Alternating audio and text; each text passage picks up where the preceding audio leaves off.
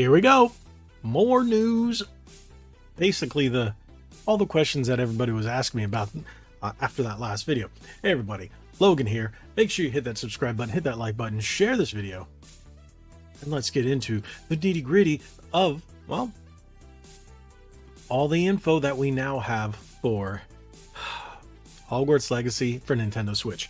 Okay, last time I covered it because Nintendo put out that, hey, we now have a release date. So we had more information. We had some screenshots. But now people have been asking about install, about how much is on the cart, where there'll be a day one download, how much will be downloaded. We now know this. So as you can see from a lot of images, whether you're searching on Best Buy or GameStop or Amazon, what have you, they did put a little disclaimer at the bottom like they do on a lot of Nintendo Switch games where it says it does require an add-on download, but not the entire game. But the amount that's going to be downloaded is more than what's on the cart. If I'm not mistaken, didn't I call something like that? Where the add-on, only part of the game is going to be on the cart and the other part you're going to have to download because of the size of the game. Well, it seems like maybe the publisher just didn't want to spring for the larger carts. And now you're going to have to download the majority of the game. And that can be rough for preservationists. That's been a big topic lately, especially with the new PS5 Slim and the DRM going along with the disk drive and all that other stuff. The Switch is no stranger to this, with half the game being downloadable and half the game being on the cart because of cart sizes and cart prices. Let's get into it here. The article comes from no better source for something like this, but Nintendo Life. Hogwarts Legacy physical and digital Switch release will require 8 GB day one update. Cartridge size is approximately 7 GB. So digital, let's not talk about the digital because then you're going to get the full thing. You're going to download it, you're going to pre-install, and then you're going to get another update. That happens quite a bit. But the big thing is we now know the cartridge size, 7 GB. I didn't know they had 7 GB carts. I guess it's an 8 GB cart, but it's 7 gigs on the cart. The day one update will be 8 gigs. That is massive. That's a total of 15 gigs, not including any other updates down the line. This is just what's on the cart and your day one. Who knows about further content or whatnot down the line, because we do know there have been add-ons and stuff like that, and we know there's no DLC, but that doesn't mean there won't be patches or fixes or stuff like that. And I'm not surprised if there would be, because it's a game on the Switch, and this is getting all too commonplace with the Nintendo Switch, where, like I said already, the majority of the game isn't even on the cart. So 8 gig day one update, which makes you think, now if this is the entire game, we'll get into the meat and potatoes of the article in a second, but I want to think, if this is the entire game and this is the update, right? Sorry, this is the update.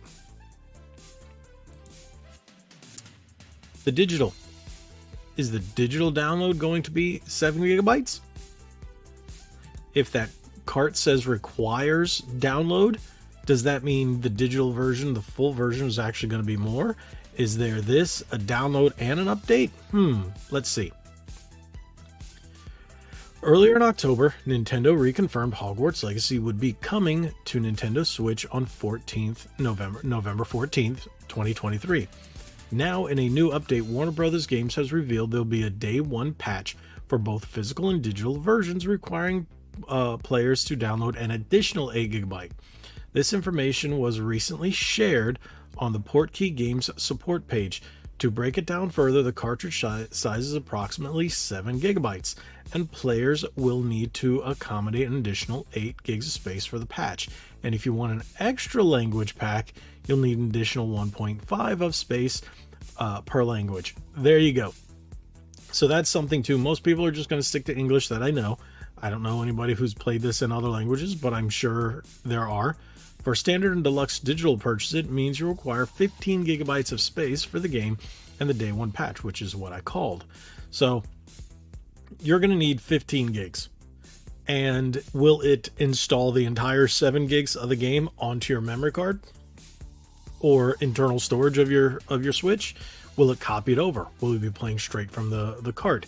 How are they going to do this? Because some games do require you install the content of the cart onto the Switch, and you're technically playing it that way. If you look at Animal Crossing, for example, you're barely playing anything off the cart anymore because there's just so much extra content. The base of the game is all off the cart, but all the DLC that it's reading through it's a massive update on the Switch's hard drive, or internal storage, I should say, or your memory card. So there's a number of games that do similar things. So 15 gigs, okay, 8 gigabyte day one patch is really not that big compared to certain games that are out these days. Shoot, Call of Duty was 100 something, but it technically wasn't even on the disc. So, and we're used to seeing large day ones, but for the Switch, not so much. And 8 gigs is quite a bit. So that answers a number of the questions that people are asking me. So when it says yes on the outside, will require download, and now we know 8 gigs day one, 7 gigs on the cart, which again is weird because I've never heard them make a 7 gig cart. That means it's probably an 8 gig cart with 7 gigs, like approximately, probably like 7.2 or something like that on the cart. So that's usually how it goes. So with that being said, do you still plan on getting it? What do you think about any of the new screenshots? What do you think about it in general? A lot of people have been talking about, at least under my last video, how badly it's going to run. And maybe it's just optimized for the Switch. I know, take the word optimized with a grain of salt, because it's built or rebuilt to run well as it can, as well as it can on the Switch. Whew. So I know this isn't the most in-depth or the most hard-hitting or news-breaking video, but it's what people asked me for. And when I saw those questions, and I have answers for you. So there you guys go. Hopefully this helps out a little more, and we'll see come November 14th. So we have just a little over 2 weeks and some change until this game hits. I'm probably going to pick it up again because I really want to see how it plays, and I wouldn't mind playing through it again. I'm always a Gryffindor, but I might play it as a Ravenclaw or something like that. I don't know, just to see how it goes and just to see how it plays.